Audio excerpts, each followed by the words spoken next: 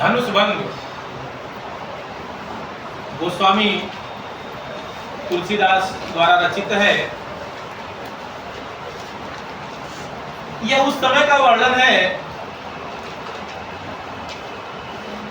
जब महाराज जनक अपनी पुत्री की सीता जी की शादी के लिए स्वयंवर रचे थे।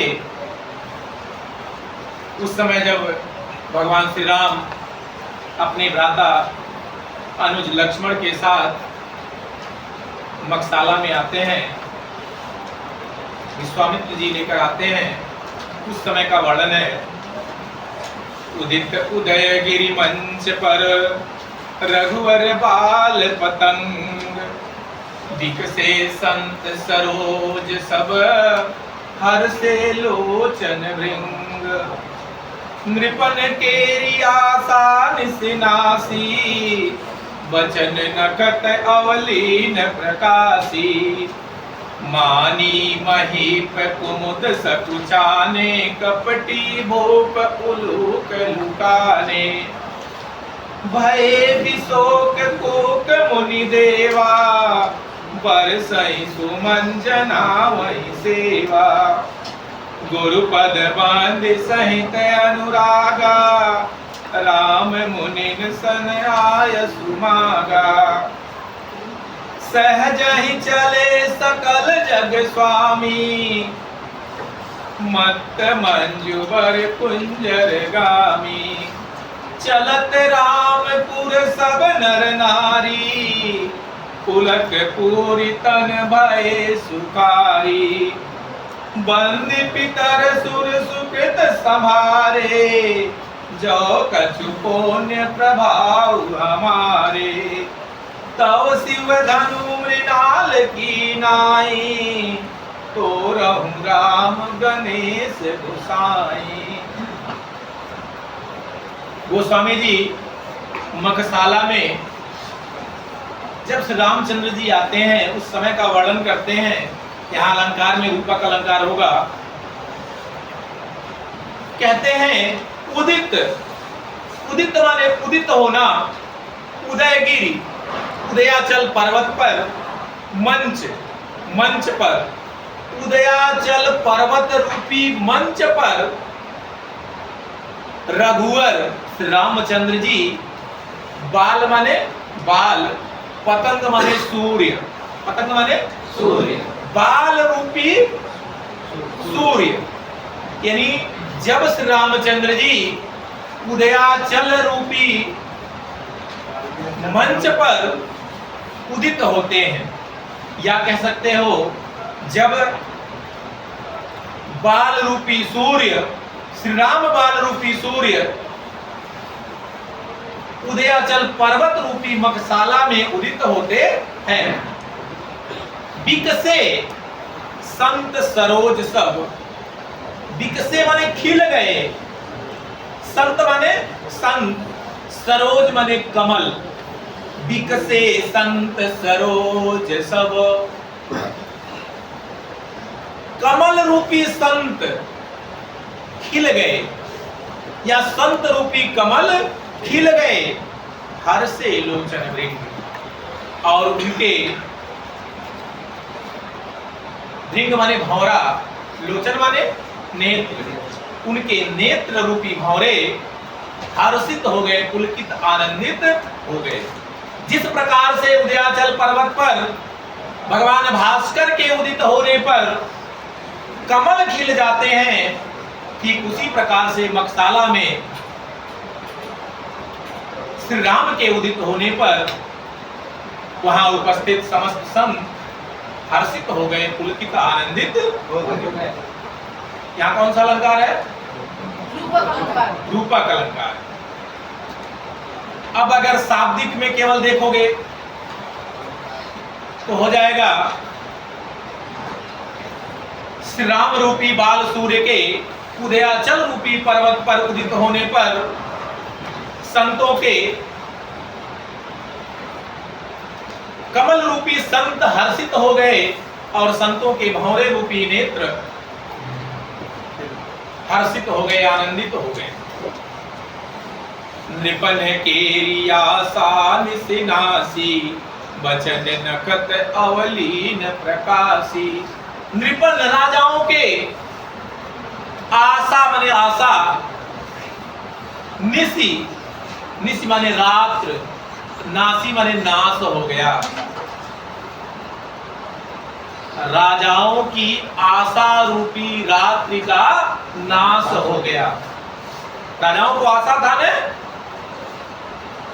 क्या आशा था कि हम धनुष को उठाएंगे, धनुष की प्रत्यंचा को चढ़ाएंगे। उस आशा रूपी रात्रि का नाश हो गया। वचन वाणी रूपी नखत माने तारे, अवलीन प्रकाशी, प्रकाश नहीं रह गया, अर्थात उन राजाओं का बोलना बंद हो गया। वाणी रूपी तारों का टिमटिमाना बंद हो गया। अब वहां शांति थी। जो राजा आपस में बातें कर रहे थे वह बात करना बंद कर दिए। मानी महीप कुमुद सकुचाने, कपटी भूप उलूक लुकाने। मानी मानी माने अभिमानी, महीप राजागण कुमुद कुमुदनी के समान सकुचा गए। कुमुद का विशेषता क्या है बोलो? उसकी विशेषता है कि जब सूर्य उदित होते हैं तो वह अपनी पंखुड़ियों को समेट लेता है। कुमुदनी रात में खिलती है। यहाँ राम रूपी सूर्य उदित हो गए, इसलिए अभिमानी राजा रूपी जो कुमुदनी थी वह क्या हो गए? सकुचा गए। कपटी भूप उल्लू के लुकाने, और जो कपटी राजागण थे वह उल्लू के समान छुप गए। अब उल्लू की विशेषता क्या है? वो भी रात में ही दिखता है, दिन में क्या होता है? उल्लू छुप जाता है। दिन में उल्लू क्या करता है? अब यहाँ क्यों छुप गए? क्योंकि राम रूपी सूर्य उदित हो गया। राम रूपी सूर्य के उदित होने पर जो कपटी राजागण थे वह छुप गए। भय विशोक कोक मुनि देवा, अपर सही सुमन जना वही सेवा। भय हो गए। विशोक, विशोक माने क्या होता है? बिना शोक के। विशोक माने बिना शोक के। कोक चकवा, चकवा। मुनि मुनि मुनि रूपी मुनि देव देवा देवता, मुनि और देवता रूपी चकवे विशोक हो गए, बिना शोक के हो गए, शोक रहित हो गए। भय विशोक कोक मुनि देवा। कोक माने चकवा, मुनि माने मुनि, देवा माने देवता। देवता और मुनि रूपी चकवे बिना शोक के हो गए, अर्थात शोक रहित। बरसा ही सुमन जना वही सेवा। बरसा ही बारिश करने लगे। सुमन माने वेरी गुड, सुमन माने फूलों की, पुष्प, सुमन माने पुष्प, फूल। जनावही सेवा, अपनी सेवा को दिखाने के लिए वह लोग पुष्प वर्षा करने लगे। गुरुपद बंदी सहित अनुरागा, राम मुनिन सन आय सुमागा। तब से रामचंद्र जी गुरुपदी बंदी, गुरु गुरु विश्वामित्र या गुरुओं के सहित अनुरागा, बड़े प्रेम के साथ पदबंदी, चरणों की वंदना करते हैं। क्या करते हैं? चरणों की वंदना करते हैं। श्री रामचंद्र जी बड़े अनुराग के साथ, बड़े प्रेम के साथ अपने गुरुओं के चरणों की वंदना करते हैं। राम मुनि सन आय सुमागा, और इस वंदना करने के बाद श्री रामचंद्र जी मुनि सन, मुनियों से आय सुमागा, आशीर्वाद मांगा। आशीर्वाद किसने मांगा?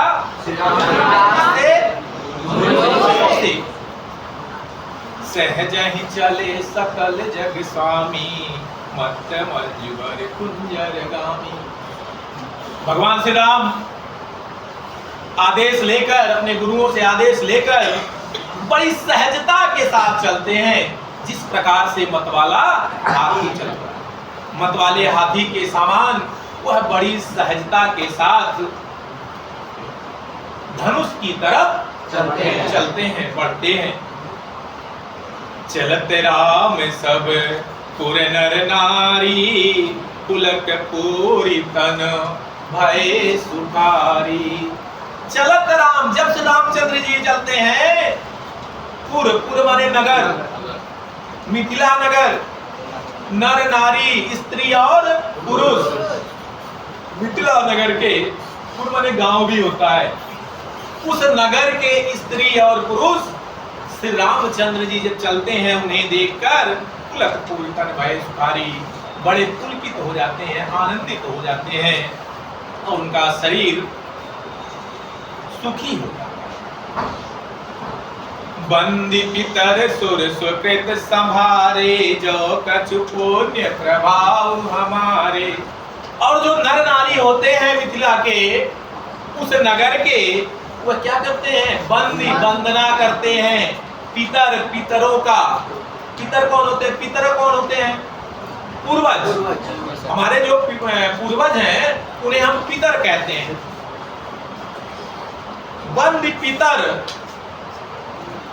पूर्वजों की वंदना करके सूर देवताओं की वंदना करते हैं। समस्त नर नारी मिथिला के अपने पूर्वजों और अपने अपने देवी देवताओं की वंदना करते हैं और कहते हैं, जो कछु पुण्य प्रभाव हमारे। जो कछु माने कुछ भी पुण्य हो, हमने आज तक कोई पुण्य किया हो, प्रभाव, और उसका अगर कोई प्रभाव हो, हमने आज तक अगर कोई अच्छा कार्य किया हो, उसका कोई प्रभाव हो, उन पुण्यों का कोई फल मिलने वाला हो, तब शिव धनु मृणाल की नाई। तो शिव धनुष, हे भगवान, तो उस शिव धनुष को मृणाल, मृणाल होता है कमल का नाल, कमल का नाल की नाई। तो इस शिव धनुष को कमल के नाल के समान हल्का या कोमल कर दीजिए। कैसा कर दीजिए? हल्का या कोमल। किसके समान? कमल के नाल के समान। तो रहूं राम गणेश गोसाई, ताकि श्री रामचंद्र जी इस धनुष को तोड़ सके। इस धनुष को शिव धनुष। एक दोहा और एक चौपाई यहाँ पर समाप्त।